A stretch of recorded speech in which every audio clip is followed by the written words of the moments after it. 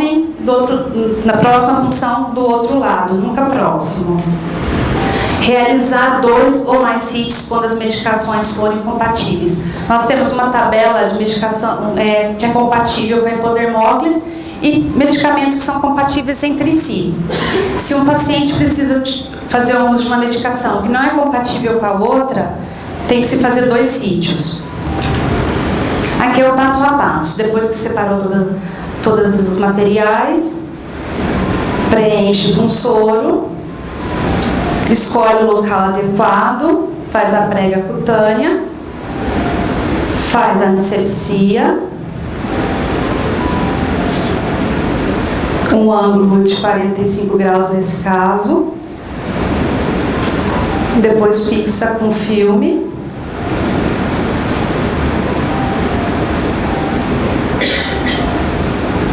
e os cuidados de enfermagem. Lave as mãos antes de cada manuseio do catéter, antes de conectar os equipos, antes de administrar qualquer medicação.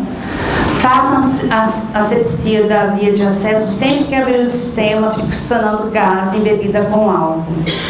Oriente pacientes familiares que após a punção, a região puncionada vai fazer uma leve piremia no local. Proteja a punção com plástico, ou pode ser filme também, na hora do banho, para que não molhe aquela região.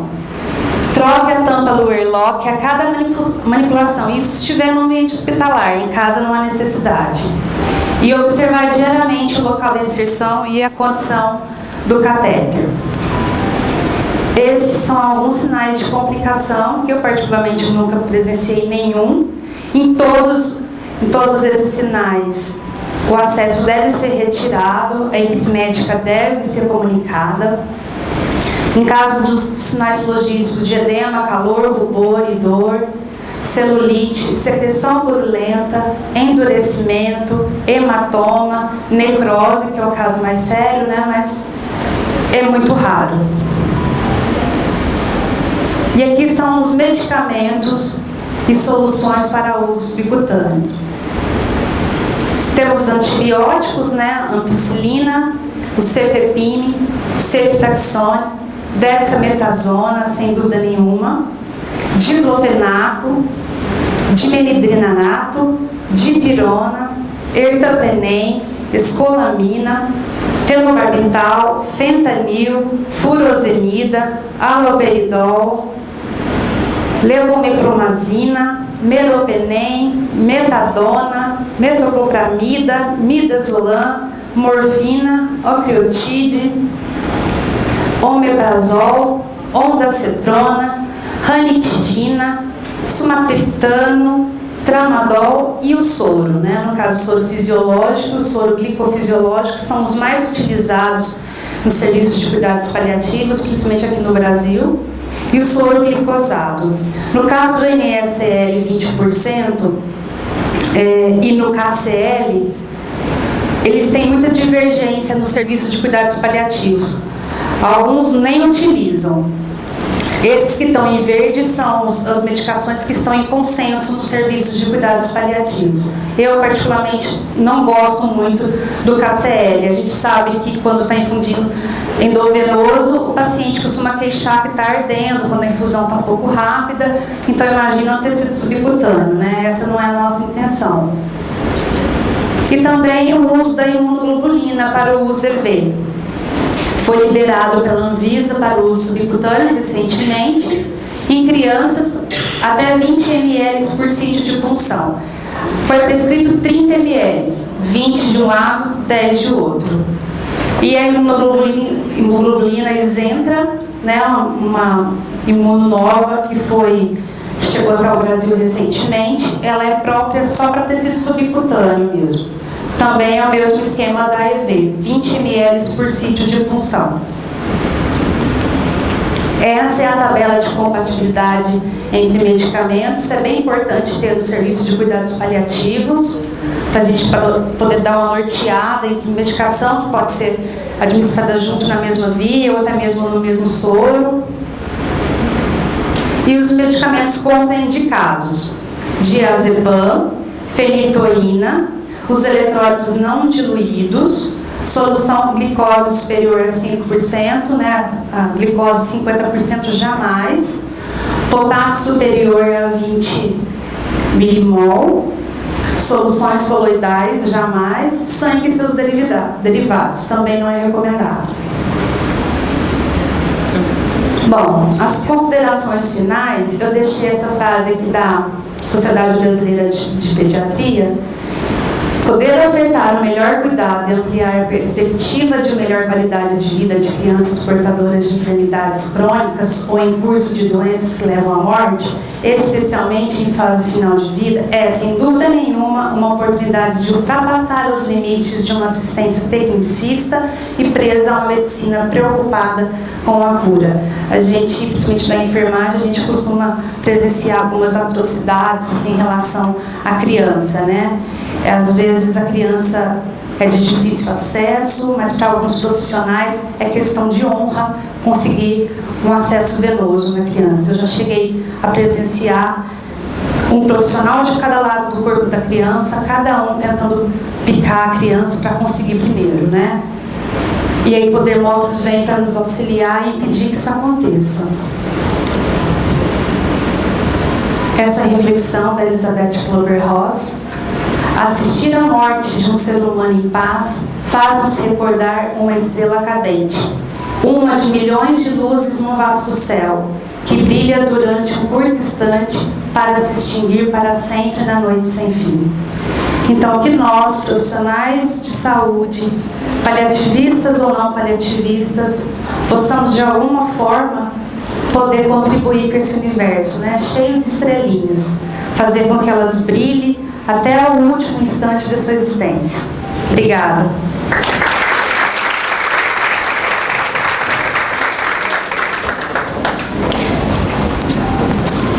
Gente, obrigada pela excelente palestra.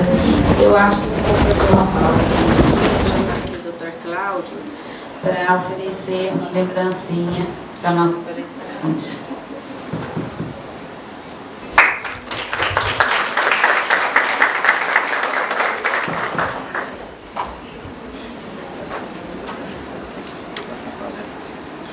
Eu quero chamar o Dr. Gustavo para entregar uma lembrancinha para a doutora Vanessa, que foi uma apoiadora muito importante da gente.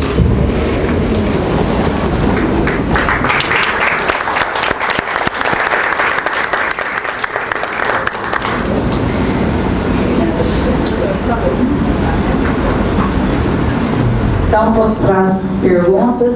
Alguém tem alguma pergunta para as duas palestrantes? Bom dia, eu queria saber a referência das medicações que ela mostrou sobre os locais, o sítio para fazer e a compatibilidade. Oi. Olha, essa referência é da ANCP, Academia Nacional de Cuidados Paliativos. E também tem, você pode baixar na internet, tem um manual de Poder Motos da Sociedade Brasileira de Geriatria, é bem atualizado. Bom? Bom dia. Eu tive a oportunidade de fazer hipodermólise uma única vez um paciente e era um paciente que muita gente deve conhecer, o Guilherminho, e a gente foi fazer infusão de antibiótico porque ele tinha antibiótico periférico, já tinha perdido o central e na ocasião não tinha ninguém para funcionar no central. Não teve. A gente fez antibióticos, assim, e mesmo de 20 ml, infundimos dentro de 1 hora, mas mesmo assim ele apresentava face de dor. É comum isso ou houve algum erro ou alguma coisa? Normalmente antibiótico causa mesmo um desconforto. É bem comum. Você diluiu para quanto? Diluímos para 20 ml. Qual antibiótico que era? Foi Oxa 20 ml, 1 grama de Oxa em 20 e 1 grama de ceftriaxone para 20 também. Vocês fizeram junto ou separado? Separado, em 2 ciclos distintos.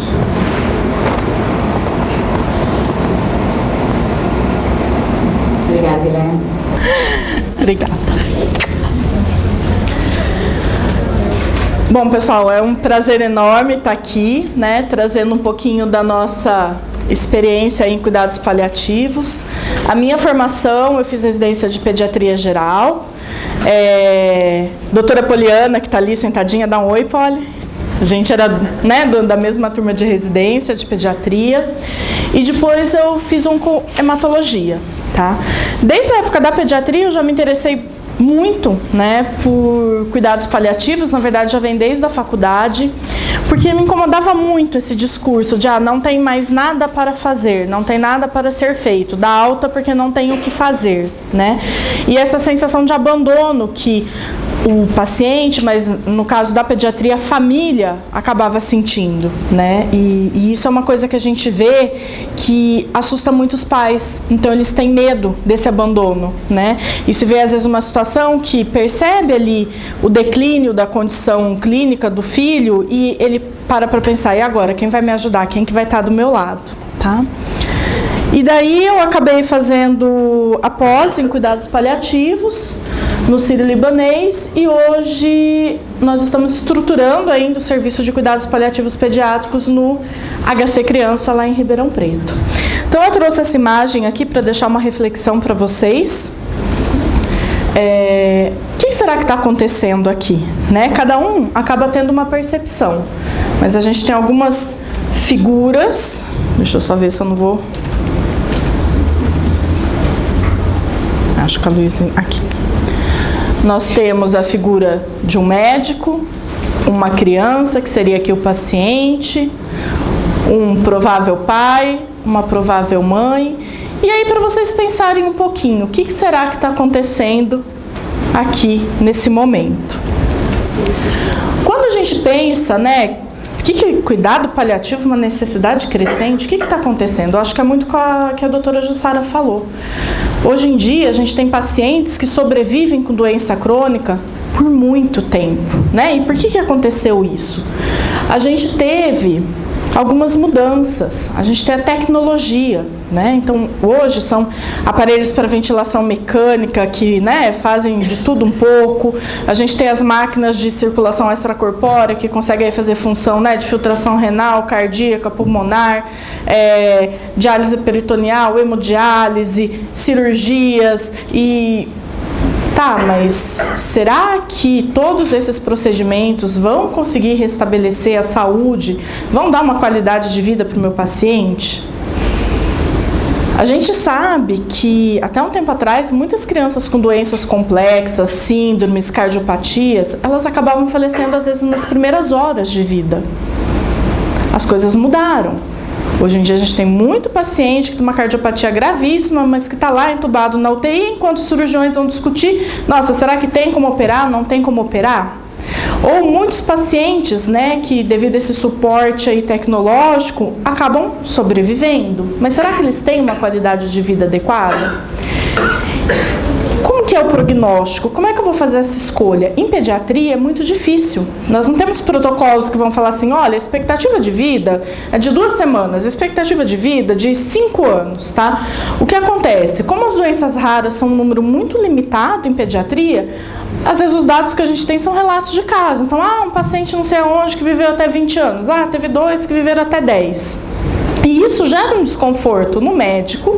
E hoje em dia, com o Dr. Google, né, que às vezes tem algumas famílias que já chegam pra gente assim, já olhei aqui e tem um caso na Tailândia que foi feito isso. Então, isso também é algo que traz essa dificuldade pra gente como pediatra, tá? E nós estamos falando de criança, então se a bioética às vezes já tem alguns dilemas quando a gente fala de pacientes, né, em idade adulta, que teoricamente é responsável por si mesmo, imagina quando a gente está discutindo sobre uma criança. Quem é o responsável pela criança? Geralmente, os pais, né? E como é que vai ser? Será que a decisão dos pais é sempre a melhor decisão para aquela situação? Será que a nossa opinião é sempre a melhor opinião? Então, tudo isso acaba gerando aí dilemas bioéticos que, às vezes, a gente precisa recorrer à ajuda de especialistas, né? Então, a gente tem na Câmara da Sociedade Brasileira de Pediatria, tem os pediatras, né, responsáveis por auxiliar em decisões difíceis. Uma dica, geralmente nos hospitais que vocês vão trabalhar, sempre vai ter o Comitê de Ética Médica. Então, às vezes, para a gente tomar alguma decisão, precisa fazer uma consulta. E o que acontece? Quando a gente pensa no nosso ciclo, né, de vida, o esperado o que é? Nascer, crescer, virar aborrecente, né, depois adulto, e depois aqui, ó, na velhice, seguir o seu curso natural, tá? Independente da crença de cada um. Então isso a gente tem que é o nosso ciclo de vida.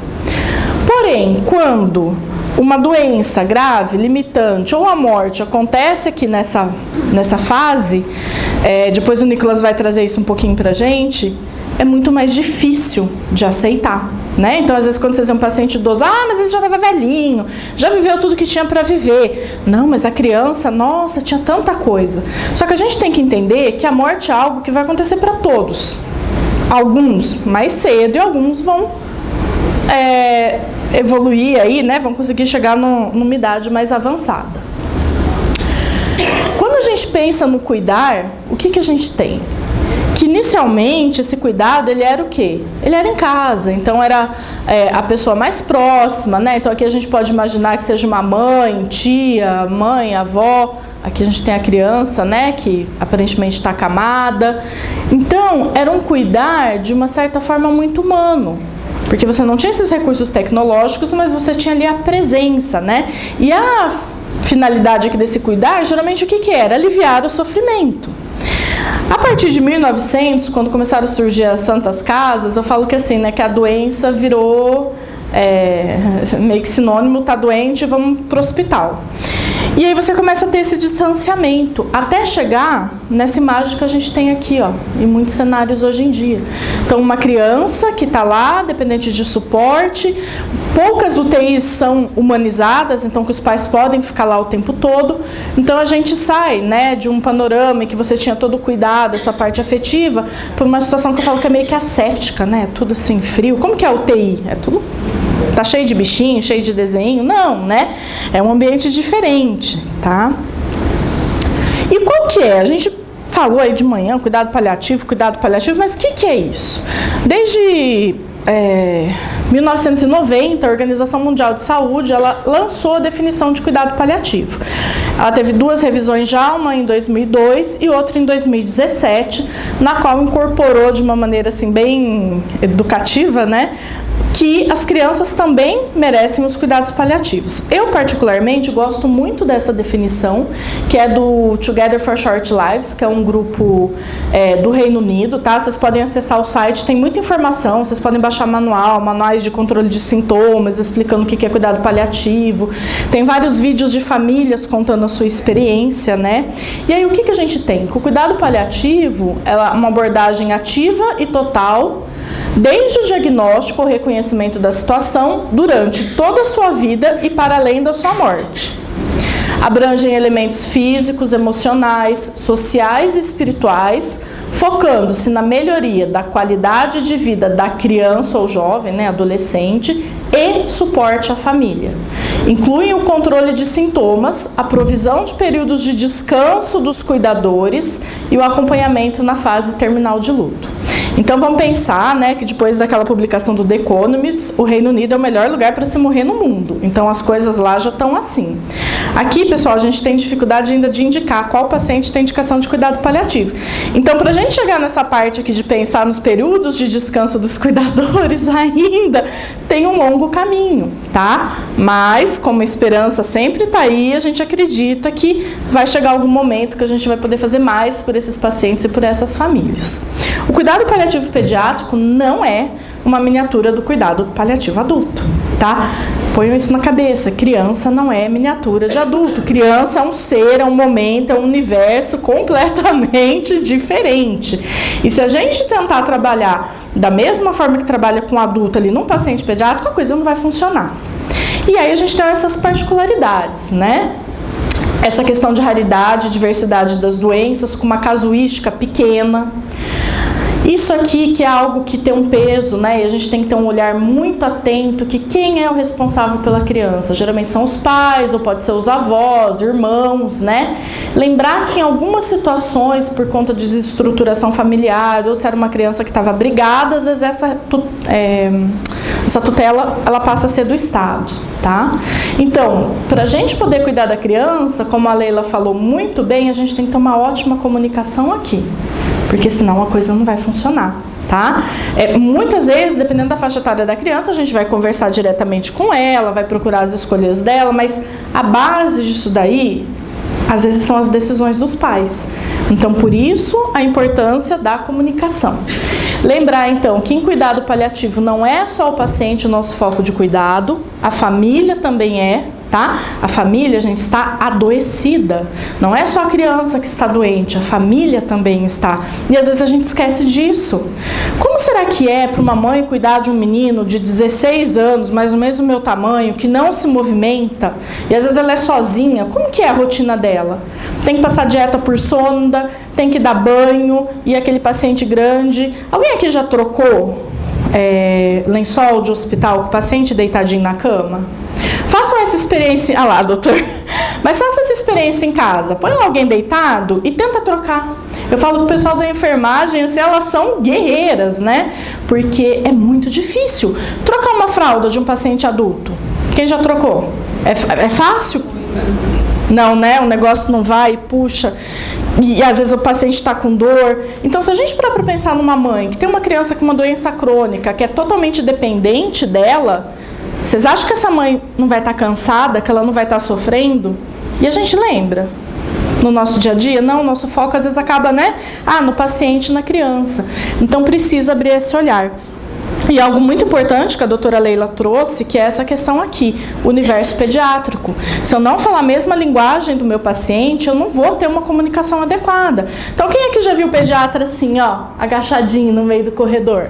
É tudo louco? Estão fazendo academia? Não, é para ficar olho no olho com a criança, tá? Às vezes a gente trava, né, Poli? Precisa de ajuda para levantar. Mas tudo bem. Às vezes a gente faz o quê? Coloca a criança sentadinha na maca, num lugar mais alto, para conseguir ter esse contato, tá? Então isso faz parte. E para quem que está indicado esse negócio aí de cuidado paliativo? A gente começa desde a gestação. Uma mulher que está esperando seu filho, né? Está fazendo pré-natal e de repente faz ultrassom lá morfológico e opa! Tem alguma coisa alterada. O ideal, o que é? Ela já ser acompanhada por uma equipe especializada e, dependendo da suspeita, né, daquela alteração, ela já ser preparada, porque algumas alterações são praticamente incompatíveis com a vida. Em poucas horas, aquela criança pode ir a óbito, né?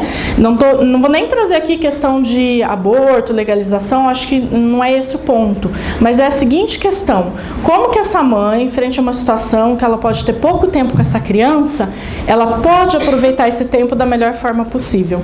Se a gente não tem um planejamento, se a gente não se prepara, vai ser aquela algazarra, né? Nasceu o neném, aí o povo da neonatal entuba, leva para UTI, que ninguém nem lembra de mostrar para a mãe a criança.